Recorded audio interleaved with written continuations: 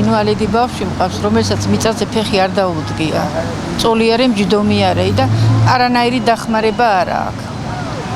შიმშილი აბა რა არის მითხარი, დედა ვერ ამუშავებს ვერაფერი. სიღარიბის ზღვარზეა მისული, მაგრამ და კაპიქსაც არ იღებს დახმარებას.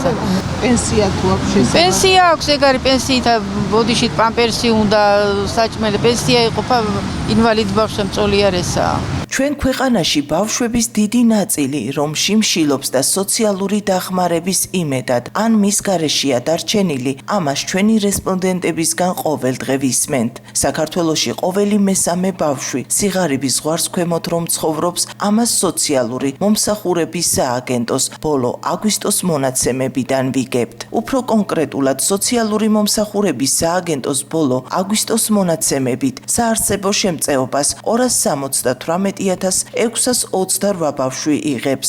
სტატისტიკის სამსახურის მონაცემებით კი ამ ასაკობრივ ჯგუფში სულ 880,633 ადამიანია რეგისტრირებული. შესაბამისად, გამოდის, რომ საქართველოში ყოველი მესამე ბავშვი სიღარიბის ზღვარს ქვემოთ ცხოვრობს. სიღარიბია ძალიან.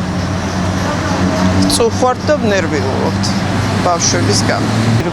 ყვება სჭირდება ბავშვს და ბავშვობიდან თუ ყვება არ ექნება, რა უნდა ქნას? ჯანმრთელობა რა თქმა უნდა შეერყება უფრო მეტად მერე და მერე. ქვეყანაში ძალიან გაჭირებული ქვეყანაა და ძალიან გული მტკივა რომ ასე ხდება ყველაფერი. სანამ ეს ჩვენი ვითომ რა ქვია მაგას ივანიშვილი, რუსი არ წავა, მანამდე არაფერი არ ეშველება საქართველოს. სოციალ დაუცველებს კი უნდა ქონდეთ შვილო, მაგრამ ეს დახმარება ნამდვილად უნდა მისცეთ. დაჟე ეგა კიდევაც ცოტა არის.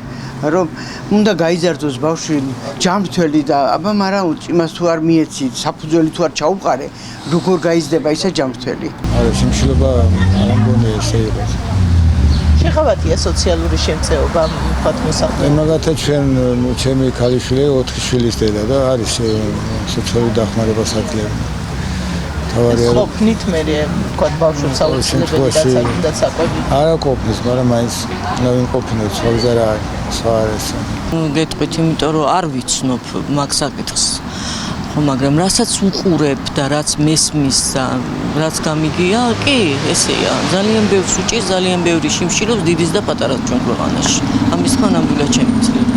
რაც შეეხება ზოგადად სიღარიბის მაჩვენებელს, 2025 წლის აგვისტოს მდგომარეობით საქართველოში საარსებო შემწეობას 708,764 ადამიანი იღებდა. აქედან 465,570 ადამიანი მხოლოდ საარსებო შემწეობის მიმღებია, ხოლო 243,194 დასაქმების ხელშეწყობის სახელმწიფო პროგრამის მოსარგებლეთა სიაშია, რომელთაც 4 წლის განმავლობაში სოციალურად დაუცველი სტატუსი გარანტირებულად უნარჩუნდებათ.